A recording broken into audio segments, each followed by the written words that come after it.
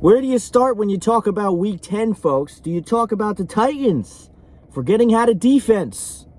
Jadeveon Clowney, Vic Beasley, combined 0 sacks. We're heading into Thanksgiving. Hitting the quarterback helps. Do you want to talk about the Giants? 3-7, yet they look like the best team in the NFC East. They will win that division just to lose in the first round at MetLife Stadium. And whoever wins the NFC East will get bonkered in the first round of the playoffs, I can tell you that. Was it Deandre Hopkins with the catch of the century? Not too many receivers can make a catch like that, but Deandre Hopkins has been living life in Arizona, folks, I can tell you that. Or was it Tom Brady bouncing back from the worst game of his career? All this and so much more on Nick's World NFL Week 10 review. Hit the like button, subscribe, go. NFL Week 10. Week 10, that's right, folks. We got 6 weeks left of the league. Not only do we have 6 weeks left of the league, we have 6 more weeks for your team to make itself feel important, because it hasn't done it yet, because your team sucks. Your team sucks. My team sucks. Your team sucks. My team has no defense. And that's what we're going to start exactly talking about today. We're going to talk about the first game of what was last week. Sorry that the NFL review was so late. I actually was working, and I wasn't able to have the time to do it. Colts and Titans. Colts and Titans. The Titans had a chance to make a statement on Thursday night and say that their defense wasn't really as bad as you thought it was, but instead they did make that statement. They told you that their defense is as bad as you thought it was. Colts and Titans in Tennessee. Phillip Rivers, 308 yards and a touchdown. Hines, 70 yards and a touchdown running. And Pittman, the rookie, 7 receptions, 101 yards and a touchdown. On the other side of things, Tannehill, not so much of an effect in this game. 147 yards, a touchdown. Henry ran the ball great, 103 yards. The Titans' defense looked atrocious in this game. We actually came out in the beginning of this game looking somewhat decent.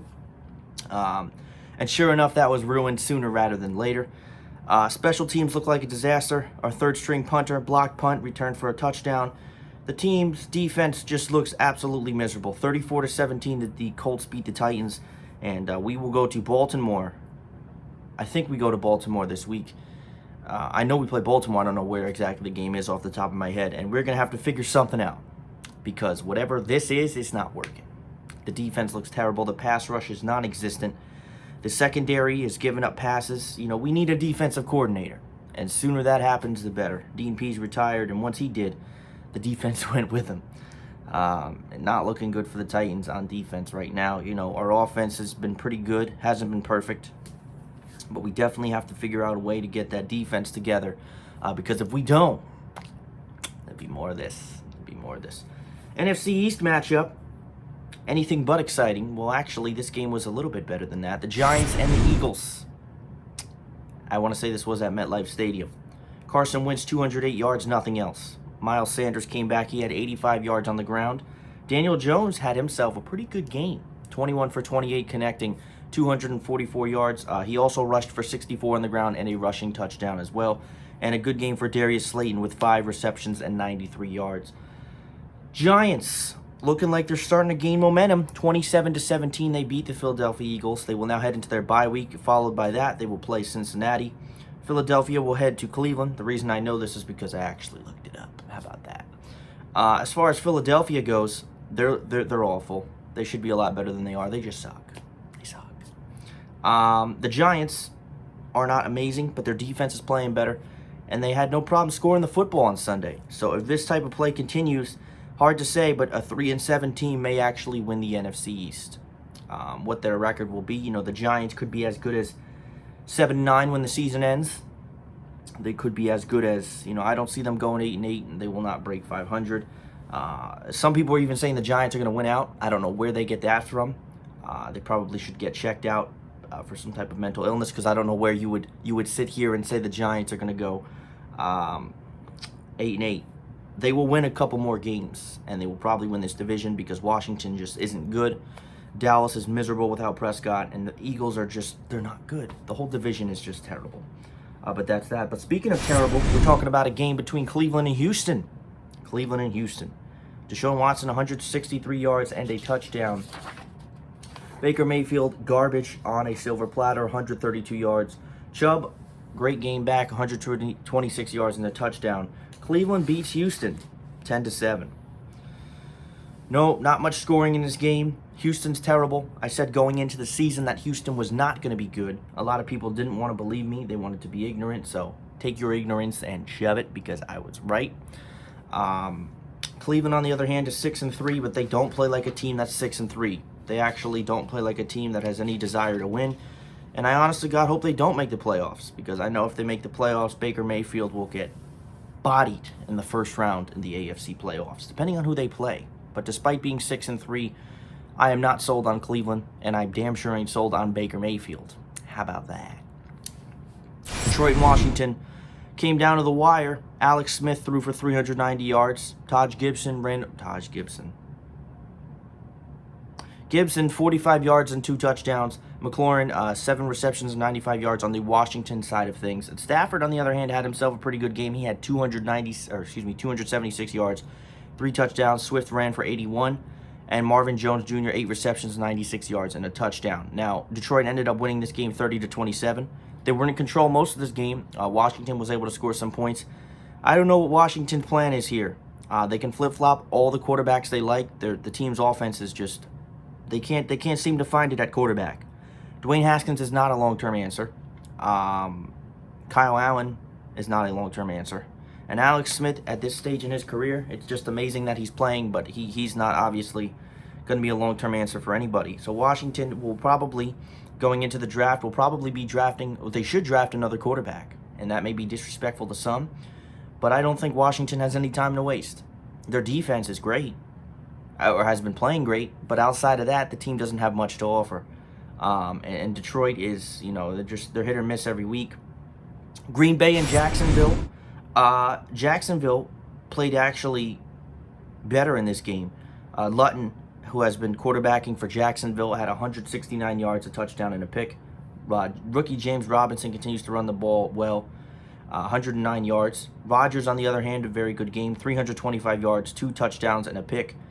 And Marquise Valdes-Scantling, 4 receptions, 149 yards, and a touchdown. Green Bay did hang on in this game, 24-20. One of the things that I will say about this type of thing is, a win is a win. And that's what I think Green Bay will look at when they talk about this game against Jacksonville. Jacksonville's a terrible team, but when you look at it, Green Bay should be one of the front runners in the NFC. I know they got bodied by Tampa Bay. Tampa Bay is too inconsistent for me. I know how great Tom Brady is. Who would you pick, Green Bay or Tampa Bay, in a playoff game? That's a tough decision. That's a tough decision for me.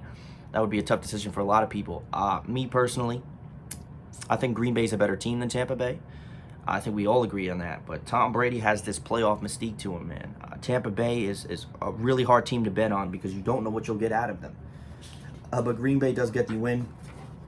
Speaking of Tampa Bay, they took on Carolina Sunday. They handled business. Tom Brady is coming off of the worst game of his career, and he made sure to find a way to rebound and rebound nicely. Tom Brady had a great game with 341 yards and 3 TDs. Ronald Jones, great game on the ground, 192 yards and a touchdown. And Chris Godwin, 6 receptions for 92 yards. Tampa Bay, I didn't even put any Carolina stats on here. Wow, that's terrible, because there probably wasn't any. Tampa Bay dominates, 46-23. They beat Carolina. I do not know where they head next week. Carolina, the same thing. Teddy Bridgewater's been okay for Carolina, but Carolina, they're there. They're there. They're just an average team, if not below average, to be honest with you. Speaking of teams that have completely lost all self-hope, that's the Denver Broncos. They took on the Raiders Sunday. Drew Lock had himself an awful game, 257 yards, a touchdown, and 4 interceptions. Derek Carr, 154 yards. Jacobs ran well, 112 yards and 2 touchdowns. But Las Vegas went all over Denver, 37-12. Denver looks terrible. I have no idea what Denver's plans are long-term at quarterback. I know they like Drew Lock, but I can tell you Drew Lock is certainly not the answer in Denver. At least that's what I think. Vegas has been playing much better this year. They will probably find their way into the playoffs. What they do, I don't think it's much. I really don't. Let's talk about a team that's a lot better than people are giving them credit for, and that's the Dolphins. They played the Chargers on Sunday. Justin Herbert, 187 yards, 2 TDs and a pick. 169 yards and 2 touchdowns. Not too many or not too many big team players in this game, but 29-21, Miami did get the win over the Chargers. Despite being 2-7, the Chargers have got to like what they see from Justin Herbert. Maybe this wasn't the greatest game or the greatest sample size for him this past week, but again, Miami has a very good defense, and Miami's coming along, and so far, Miami can't really complain about what they've seen from Tua, considering all things aside. Fitzpatrick was playing great, but you knew that Tua was going to come into the season at some point in time. You just knew it. Talk about the game with the ending of a lifetime. Arizona and Buffalo. Cardinals and Bills. The Bills started off red hot, dropped down, came back. They're all over the place. And the Miami Dolphins are in serious consideration of actually winning this division. Josh Allen, 284 yards, 2 touchdowns, 2 interceptions. He rushed for 38 on the ground, however. Cole Beasley also caught well, 11 receptions, 109 yards, and a touchdown for Buffalo. Kyler Murray, 245 yards, a touchdown, and a pick. Drake ran for 100 on the ground. Great game for DeAndre Hopkins, who's the player of the game by default. 7 receptions, 127 yards, and a touchdown. At the end of this game, saw a Hail Mary from Kyler Murray to DeAndre Hopkins, who was guarded by, I believe, 3 men. At the very end of the game, 50-yard pass, catches it, touchdown, Cardinals win 32-20. What a miraculous play by Mr. DeAndre Hopkins. DeAndre Hopkins gets the miraculous win 32-20. 32-30. Seattle Seahawks look like they're falling off. They played the LA Rams. The whole NFC West is just a complete shootout. I have no idea who's going to win that division. I think on paper, a lot of people will sit and tell you Seattle's the best team, and on paper they are. But Russell Wilson, not so much him. But the Seahawks have definitely taken a major step back in the last couple of weeks. Wilson had 248 yards and 2 picks. He rushed for 60 on the ground. Jared Goff, 302 yards with no other stats. The most boring quarterback in the NFL. 23-16, the Rams beat the Seahawks. Rams defense is one of the better defenses in the league, and the team has gotten much better. Who wins the NFC West? I still say Seattle, but Seattle's having a rough stretch right now. They're losing a couple of games, and they don't look the way that they did towards the beginning of the season. I think every team has their rough stretch. This is Seattle's rough stretch, and that's that. New Orleans and San Francisco. Drew Brees left this game early with some injuries. I believe he had a punctured lung and broken ribs. I don't know exactly if that was the diagnosis, but he's planning or most likely going to be out for a couple of weeks. And now we have Jameis Winston, the pick man himself, the interception machine himself, taking over. If you look at New Orleans' schedule, they don't have a tough schedule the next coming weeks. They don't really have a really tough team until week 15, which is Christmas weekend against Kansas City. And hopefully, for the New Orleans fans, they're going to see Drew Brees back by then, but we don't know. Mullins, 247 yards, a touchdown, and 2 picks. Rookie Ayuk, 75 yards and a touchdown. Drew Brees, before he left, 76 yards and a touchdown. Kamara, 7 receptions, 83 yards and a touchdown. Despite that, New Orleans still did get the win 27-13. I think New Orleans will be okay without Brees. They were fantastic last year with Bridgewater.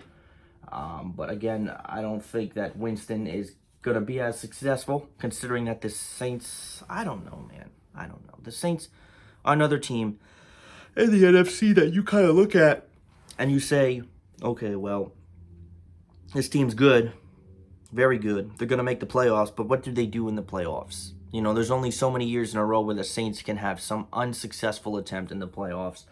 I'm interested to see how Winston does, because we haven't seen him since he was on his interception days in Cincinnati. How about a team that is undefeated and remains so? Pittsburgh and Cincinnati. Cincinnati, Joe Burrow has looked pretty good this year, but the Pittsburgh defense was having none of it and was not going to let him shine. Joe Burrow had 213 yards and a touchdown. Higgins, rookie, 7 receptions, 115 yards and a touchdown. Great game for Ben, 333 yards and 4 TDs. Robinson caught well for Pittsburgh, 6 receptions, 116 yards and a touchdown. Pittsburgh dominates Cincinnati 36-10. They remain undefeated at 9-0. Where does Pittsburgh go from here? They play Jacksonville next week. I would expect pretty much the same result that we got against Cincinnati, maybe even worse, because Jacksonville is worse. Could Pittsburgh finish undefeated? I don't think so, but they're going to go at least 13-3, if not 14-2, because at the rate that they're playing, you know, a lot of people may say they're overrated or they're not as high on them as a lot of other people are, but the way that they're playing, it's That defense is ridiculous. Sunday Night Football, upset of the week maybe. New England and Baltimore. Lamar had 249 yards, 2 TDs and a pick. He also rushed for 55 on the ground. Willie Snead caught well, 64 yards, 2 touchdowns. Cam Newton, not much of a game, 118 yards and a touchdown. Great running game for Harris for New England, 121 yards. New England upsets Baltimore 23-17. I thought Baltimore was actually going to dominate New England in this game. I don't trust Baltimore. I will not trust them in the playoffs. I don't trust them in a long run. You know, they're a good team, but I don't trust Baltimore to do anything in the playoffs. If they play a team like Cleveland in the first round, yeah, they'll beat them. If they play a team like us, the Titans, I don't know. We're going to find out next week. Baltimore will play the Titans next week. Or this week, I should say. Monday Night Football. Pick this one right. Between two teams that have been dumpster fires all year. Minnesota and Chicago. Kirk Cousins, 292 yards, 2 touchdowns and a pick. Good game for Cook, 96 yards on the ground. Rookie Justin Jefferson, 8 receptions, 135 yards. Nick Foles looks terrible, 106 yards and a pick. 19-13, Minnesota beats Chicago. Chicago sucks. They need a quarterback. Trubisky's not the answer. Foles is definitely not the answer. Chicago needs to draft another quarterback. Their defense is coming along, but they need a quarterback. Bad. Minnesota. What are you going to say? What are you going to say about Minnesota? I don't know. There's pieces that the Vikings have that can make them a good team, but it's just not happening for them. NFL Week 10 review. Yours truly.